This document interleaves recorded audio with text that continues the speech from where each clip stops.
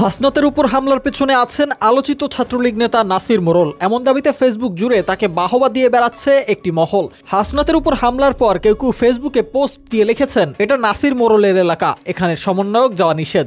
এবার এ বিষয়ে সরব হয়েছেন আল জাজিরার অনুসন্ধানী সাংবাদিক জুলকারনাইন সায়ের। নিজের ভেরিফাইড ফেসবুক পেজে এ নিয়ে একটি পোস্ট দেন সায়ের। নাসিরকে নিয়ে বেশ কিছু পোস্টের স্ক্রিনশট শেয়ার করে প্রশ্ন তোলেন, হাসনাতের উপর হামলাকারী কি এই নাসির মোড়ল?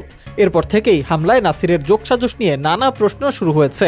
অতীতে নাসিরের ক্ষমতার প্রভাব গাজীপুরে এখনও রয়ে গেছে বলেও দাবি করছেন কেউ কেউ। এদিকে হামলার পরপরই নাসির তার নিজের ভেরিফাইড ফেসবুকে লেখেন, থ্রেড দিছিলাম মনে আছে, এখন কি হলো? থ্রেড লাইক করি না, মাইন্ডেড। পোস্টের কমেন্টে সায়ের যে স্ক্রিনশট শেয়ার করেছেন সেখানে নাসির মোড়লের অনেক সমর্থকই এই হামলার জন্য তাকে বাহবা দিয়েছেন। হাসনাতের উপর হামলার পরপরই নাসিরের ছবি পোস্ট করতে শুরু করেন তারা। আসাদুল্লাহিল গালিব নামক একজন ইঙ্গিতপূর্ণভাবে লেখেন, জন্মদিনের উপহার দেওয়ার জন্য গাজীপুরবাসীকে কৃতজ্ঞতা। সেখানে নাসির মোড়ল কমেন্টে লেখেন, ধন্যবাদটা আমি আর সরকার বাবু কাকা শুধুমাত্র দুজনের কাম্য। এসব ঘটনায় তাই নিষিদ্ধ ঘোষিত ছাত্রলীগের এই নেতাকে জড়িত বলে দেখা হচ্ছে।